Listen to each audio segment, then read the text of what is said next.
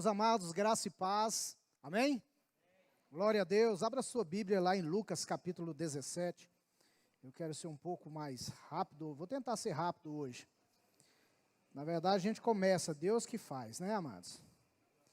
Bem-vindo à Igreja Menonita, é mais do que um lugar para você frequentar, é uma família para você pertencer, amém? Glória a Deus. Quando você abre a sua Bíblia em Lucas capítulo 17, a partir do versículo 11, no dia 6 de setembro, setembro é cheio de atividades, né, bispo? A conferência Aliando na Terra com o Céu vai ser no dia 17, 18, 19. No dia 6 de setembro, antes da oração do 7 de setembro, nós começaremos um projeto aqui. Nós não estamos mais fazendo a reunião de empresários, mas o nosso alvo agora é trazer um treinamento de capacitação para as pessoas. E nós vamos fazer uma jornada de 8 encontros de 15 em 15 dias. Vai ser todas as segundas-feiras, às 20 horas. E o tema dessa primeira jornada vai ser comunicação. Você vai aprender a comunicar com as pessoas, você vai aprender a comunicar individualmente com as pessoas e coletivamente. Você vai aprender a conversar. Tem muita gente que dá maior trabalho dentro de casa porque não dá conta nem de dialogar com a pessoa que ela é casada. Tem muita gente que perde oportunidade de emprego porque não tem coragem de apresentar um trabalho, apresentar um projeto. Tem muita gente que deseja ministrar a palavra de Deus, evangelizar pessoas, mas elas olham para elas e vê tão limitada e não conseguem comunicar com outras pessoas. Eu estou falando de uma experiência própria. Eu falava com uma pessoa de uma forma bem normal, mas quando chegava 5, aí o corpo já ficava parecendo o Japão quando tinha terremoto, tremia tudo, né? Então, eu tive que aprender a vencer aquilo que me dominava, que era o medo de falar com as pessoas. E eu já vou falar uma verdade para você. Ninguém tem medo de falar em público. As pessoas têm medo de falhar publicamente, de errar diante das pessoas, de não ser aceito diante das pessoas, de não ser aprovado. E quando você descobre que Deus te ama e Ele te chamou para fazer algo muito maior, você consegue vencer tudo isso, amém? Então, dia 6 de setembro vai começar esse projeto chamado Oficina da Comunicação. São 8 encontros, onde você vai aprender, né? O pessoal do diaconato, né, já está intimado. A gente precisa comunicar bem para receber as pessoas bem aqui, para ter um relacionamento na sociedade, para comunicar ideias, para fazer as coisas acontecer, tá bom? Conto com vocês. Pai Santo, nós agradecemos ao Senhor pelo privilégio de estarmos reunidos essa noite. E eu sei, Pai, que só de estarmos aqui, sabendo que o Senhor está conosco, porque a Tua palavra diz que onde tiver 2 ou 3 reunidos no Teu nome, o Senhor está no meio deles. Isto é ser igreja, é comunhão uns com os outros e com o Senhor. Por isso eu peço ao Senhor que durante essa ministração, o Senhor venha transformar vidas, curar pessoas, salvar e abençoar de uma maneira muito especial. Em nome de Jesus agradeço ao Senhor, Espírito Santo, porque eu sei que o Senhor já começou a falar com pessoas aqui essa noite, em nome de Jesus. Amém, amados? Preste bem atenção nessa palavra, porque eu falei algo com Deus e eu acredito que isso acontece muito. Eu falei, Deus, eu quero que quando eu estiver pregando, o Senhor vai curando pessoas que estão ouvindo a palavra com atenção. Quando a palavra vai sendo pregada, eu peço ao Senhor que gere fé realmente no coração das pessoas, para que elas possam saber que as promessas são para elas, e elas tomem posse, e elas sejam restauradas, curadas, libertas e salvas. Então, se você chegou aqui com algum problema físico, emocional, psicológico, espiritual, saiba que durante essa palavra, se você acreditar, Deus vai curar você. Amém? Lucas capítulo 17, versículo 11 em diante diz: de caminho para Jerusalém, Jesus passava pelo meio de Samaria e da Galileia. E entrando numa certa aldeia, saíram-lhe ao encontro, quantas pessoas? 10 homens leprosos, os quais pararam de longe. E levantaram a voz dizendo: Jesus, mestre, tem misericórdia de nós. E ele, vendo-os, disse-lhe: ide, mostrai-vos ao sacerdote.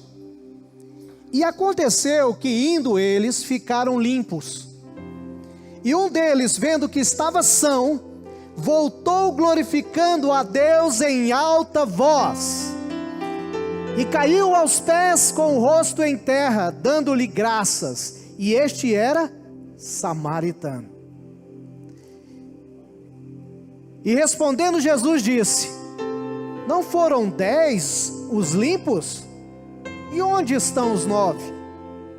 Não houve quem voltasse para dar glória a Deus, senão este estrangeiro? E disse-lhe: levanta-te e vai, a tua fé te salvou.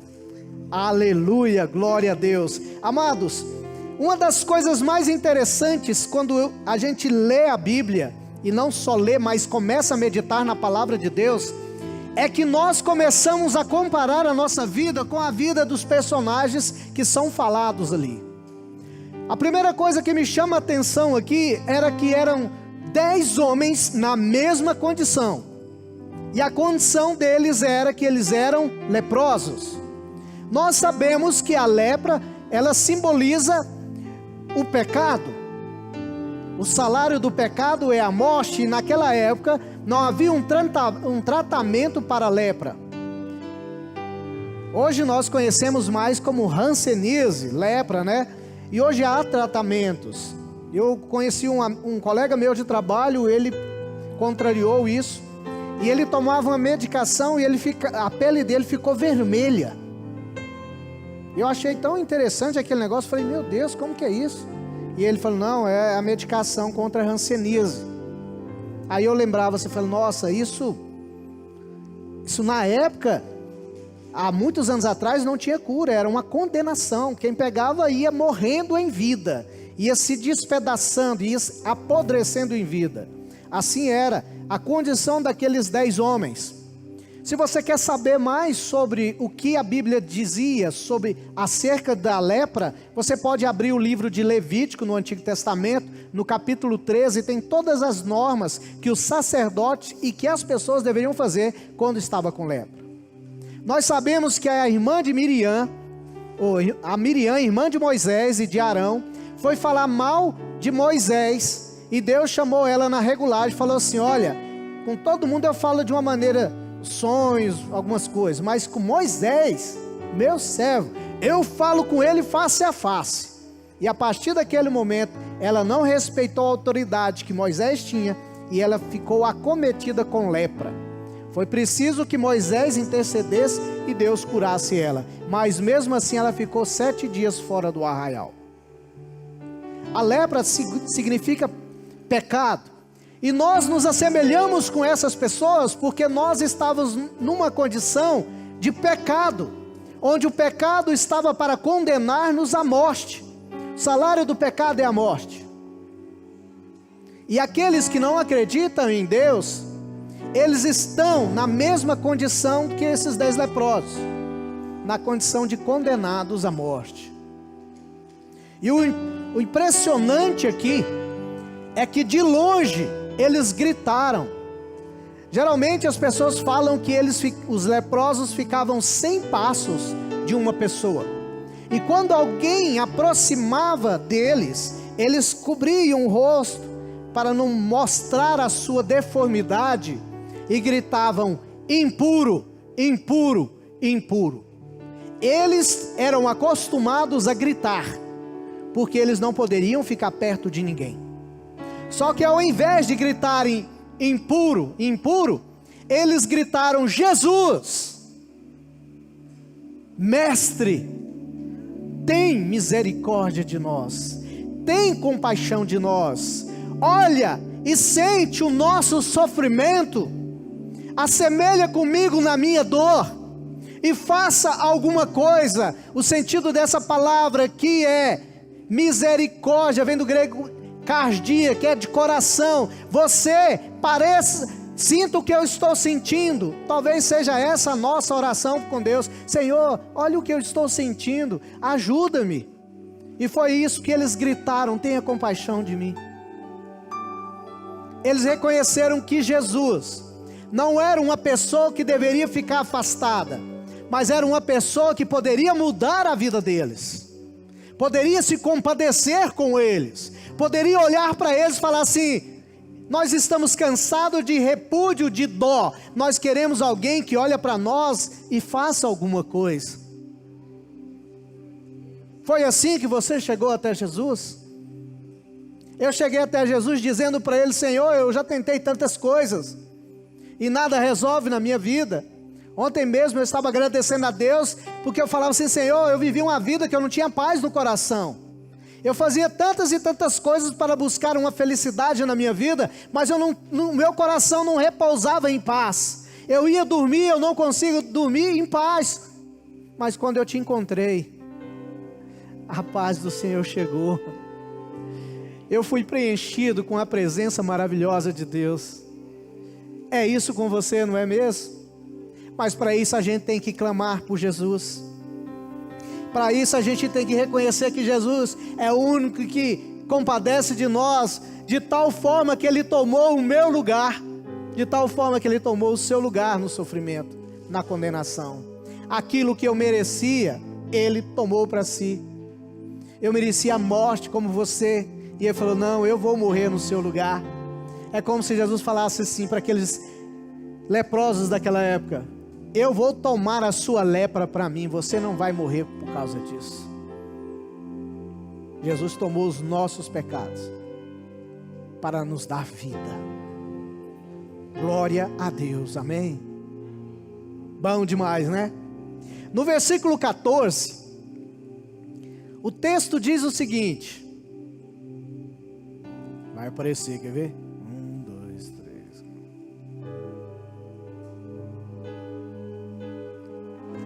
Ao vê-los, Jesus disse, ou vendo-os: ide e mostrai-vos ao sacerdote. Essa primeira parte do versículo, na verdade, é um grande teste de fé.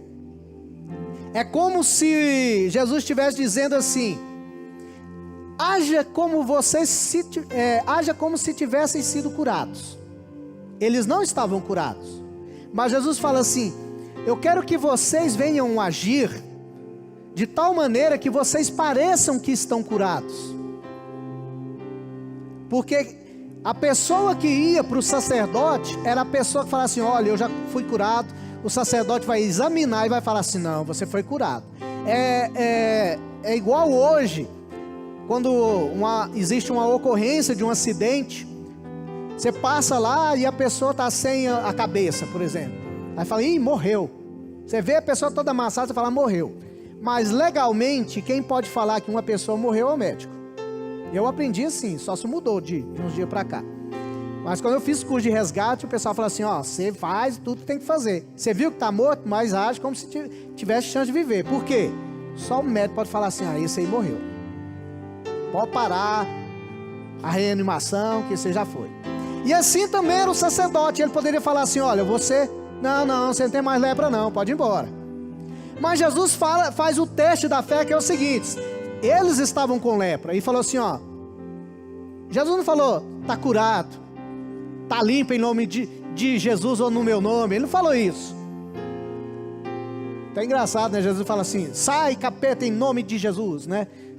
Jesus não usava isso aí, só falava sai, porque era ele que estava falando. E a gente fala isso hoje porque a gente fala porque ele falou, amém? Não falo não é pela palavra, mas pela autoridade que é Jesus. E eles foram andando, eles obedeceram. E uma coisa impressionante que precisamos entender, que a fé, ela obedece, mesmo não vendo, mesmo não compreendendo, mas agindo como se tivesse. A fé não é uma certeza.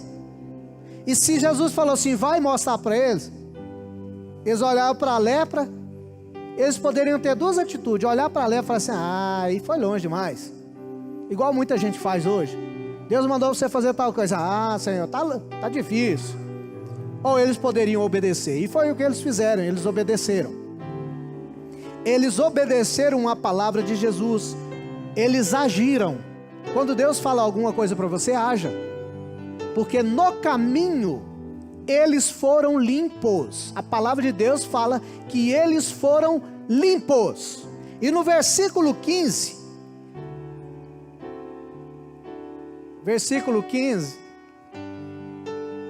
nós estamos com um delay ali em cima, mas vai ser resolvido. Aí, obrigado. Um deles, quantas pessoas dos 10? Uma. O dízimo daquelas pessoas, vendo que estava são, voltou glorificando a Deus em alta voz. Amados, você já viu alguém cantando na rua? Quem já encontrou com alguém essa semana cantando na rua? Dentro do ônibus? No supermercado? Tá nem para ninguém cantando? Alguém já viu alguém assim? Já? Quem já fez isso? Oh, glória a Deus. Você fez isso porque você estava tão triste, tão infeliz da vida, amargurado. Você fez isso assim? Não. Quando você encontra alguém que a pessoa do nada, não tem, tá passando música nenhuma, ela canta espontaneamente. Qual que é a impressão que nós temos quando a pessoa faz isso? Alegria. A pessoa, quando ela é tomada de uma emoção boa, ela é capaz de fazer isso. Você não tropeça e arranca o tampão do dedo e fala, aleluia, agora eu vou cantar o louvor, né? Jesus segurou o anjo, tal. Não vai, mano. Tem gente que vai aos extremos. Pode ser que você está até cantando, mas quando você faz isso, você sai do céu e vai para outro lugar. Mas quando alguém, ele começa a dizer, dar glória a Deus em voz alta, não importando com ninguém, não importando o que as pessoas pensam sobre ela, não importando com nada disso, porque você tem um motivo muito grande e especial no seu coração, que te leva a sair da inércia, daquela coisa parada, e começa a dizer, oh glória a Deus, eu estou muito feliz hoje. É preciso ter acontecido algo muito especial para nós fazermos isso hoje. Salvo aqueles irmãos que a gente às vezes fala assim, esse é doidinho, né? Sai gritando na rua. Não estou falando nesse caso. Estou falando de você. Eu não estou falando do caso que o Flamengo ganhou ontem de 4-0 de algum time, que a pessoa, é meu timão. Eu não estou falando isso. Eu estou falando de você ter um motivo que constantemente você é feliz por fazer. É glorificar a Deus em voz alta. É você expressar da maneira mais limpa possível. Porque você foi limpo, você foi livre, você foi liberto. Tem muitas pessoas, muitos irmãos que atingiram coisas, conquistaram coisas no reino de Deus. Coisas que muita gente está no joelho ainda, está em jejum para alcançar, para receber. E para eles é como se não fosse mais nada. Deus faz. Versículo 16 diz que ele prostrou aos pés, lançou o rosto em terra diante de Jesus. E este era samaritano. Se você não sabe muito bem o que é um samaritano no contexto aqui, é como se fosse uma pessoa que não faz parte do mesmo credo que você. É uma pessoa que ele é religioso, mas é o religioso do outro lado, não do seu lado. É uma pessoa que você fala assim, isso aí não sabe nada da Bíblia. Esse aí não conhece nada de Deus. E Jesus, ele faz uma coisa bem interessante, ele dá valor a essas pessoas. Não é pelo fato que eu sou um crente, um cristão, que eu não vou ter atitudes erradas. E pode ser que uma pessoa que ainda nem conhece Jesus direito, mas ele tem fé e glorifica a Deus, do jeito dele. Esses dias eu coloquei uma postagem, dizendo o seguinte, que a religião é o rótulo da garrafa, e a espiritualidade é o conteúdo que está dentro da garrafa. Nós não somos religiosos. O alvo de Jesus não é você ter uma religião. O alvo de Jesus é você ser espiritual. é você ter uma vida espiritual, não uma vida cheia de normas e dogmas. Ele pegou no pé dos religiosos da época, porque ele aceitava gente que era pecador, samaritano, gente de todo jeito. Esse daqui nem era crente. Vamos dizer, tinha 10 pessoas com lepra, 9 era crente e 1 não era. Sabe quem voltou? Sabe quem foi que voltou para Jesus? O que não era o crente, que não era considerado o povo escolhido. Incrível isso. E Jesus pergunta, essa pergunta de Jesus aqui, nem Jesus respondeu, nem o samaritano respondeu, nem o discípulo que estava perto respondeu, ninguém respondeu. Sabe por quê? Eu entendo que essa pergunta de Jesus aqui ninguém respondeu, porque é uma pergunta que cabe a mim responder, que cabe a você que está ouvindo isso responder. Jesus perguntou o seguinte: não era 10 os que foram curados? Onde estão os 9? Não se achou quem voltasse para dar glória a Deus, a não ser este estrangeiro? Jesus nem chama ele de samaritano, fala que ele é estrangeiro, quer dizer que ele nem faz parte da mesma pátria que ele. Amados, o tema dessa mensagem é gratidão, o ápice da libertação. E eu consigo entender que aqui a porcentagem aqui é de que 100% das pessoas que foram abençoadas por Deus, só apenas 10% conseguem trazer uma resposta de gratidão a Deus. Nós somos infalíveis a buscar a Deus quando passamos por problema. Eu já vi muita gente desempregada ler a Bíblia como ninguém. Eu já vi muita gente com a enfermidade orar como ninguém. Eu já vi muita gente na pendenga, na miséria, sentindo dor, busca a Deus de uma maneira extraordinária. Eu falei, meu Deus, esse aí se fazer assim sobe, é anjo já saiu de gente para anjo. Mas quando recebem a bênção, fica igual o mestre dos magos da caverna do dragão, some. Igual o enterro de anão, tem, mas ninguém vê. Desaparece. A única pessoa que eu conheço que na face da terra que viu um enterro de anão é o pastor Paulo Henrique. O único. Alguém mais? Levanta a mão, que vai ser o segundo. Agora imagina, olha tanto de gente aqui. Mas é assim também aquele que recebe a bênção de Deus. O ingrato, ele não consegue voltar para Deus, ele não tem uma resposta de gratidão. Sabia, amados, a nossa língua, a palavra obrigado, ela é uma das palavras mais fortes de qualquer outro idioma em relação à gratidão. Porque quando você fala dar graça, você é agradecido, né? Beleza, nossa, eu reconheci. Mas quando você diz obrigado, você está amarrado com alguém. Você tem uma obrigação com alguém. Quando nós dizemos obrigado para Deus, é a mesma coisa Deus está falando. Talvez você nem tenha a mesma sensação, mas o sentido da palavra é: eu reconheço o que o Senhor fez, eu sou obrigado a corresponder por tanta bondade que o Senhor me dá. Obrigado. A gratidão, ela tem níveis. O ingrato, ele não tem memória, já dizia a bispa Andréia. Ele esquece rapidamente. Ele não lembra. Ele não faz parte mais da memória dele algo bom que ele recebeu. E o princípio da gratidão, ela é tão importante, que é uma palavra que está até em moda, está sendo até ensinado pelo pessoal da autoajuda. pessoal que lê livro de autoajuda, pessoal que faz curso de autoajuda, pessoal que faz acompanhamento com coach, todo mundo vai ensinar para você, você tem que ser grato. Tem gente que gratidão, né? Já viu? Que povo faz isso?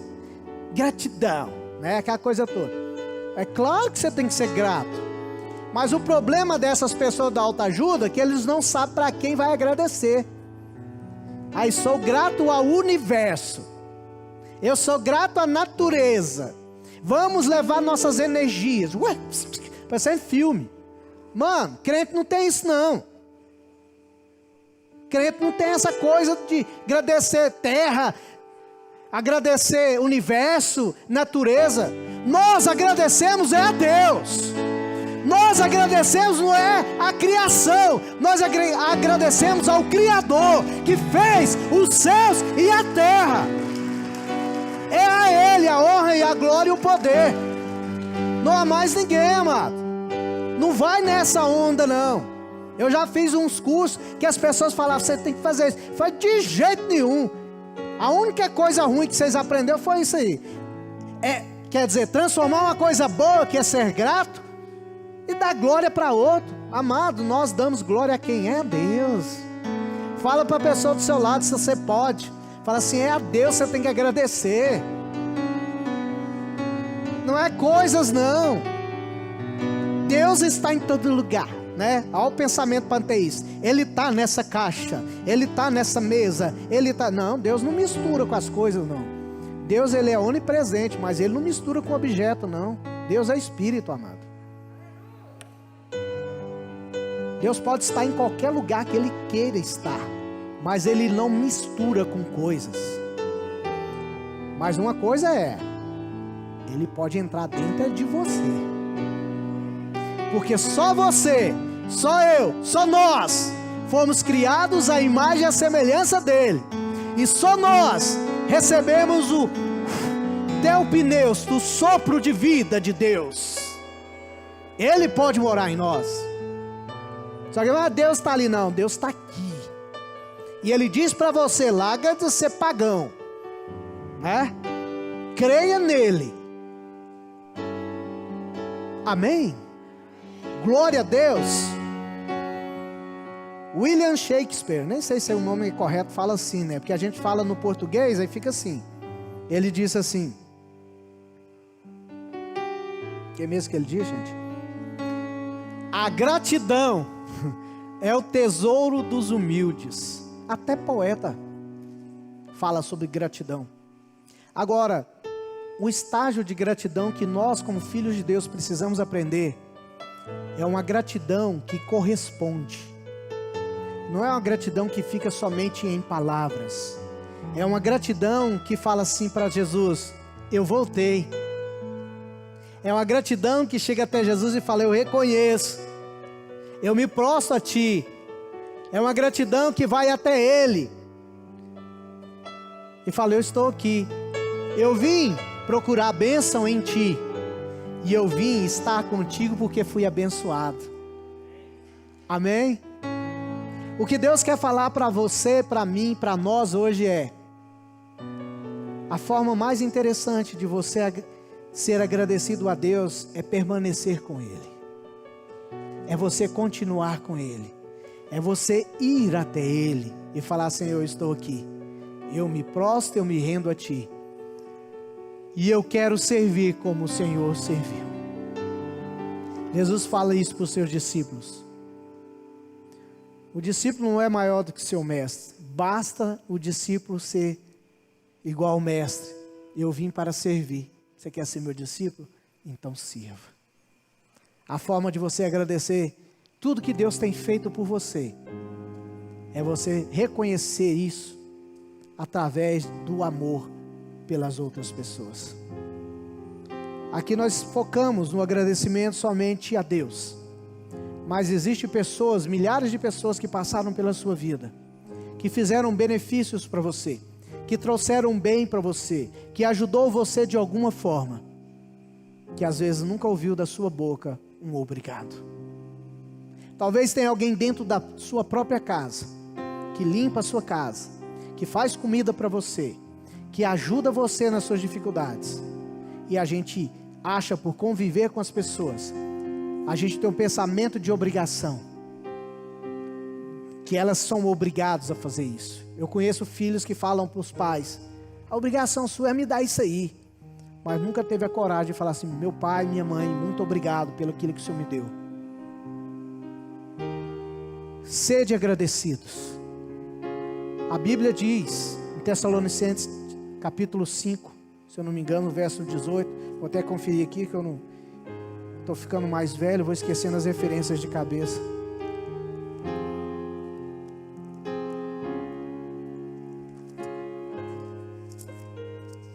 Ai, meu pai.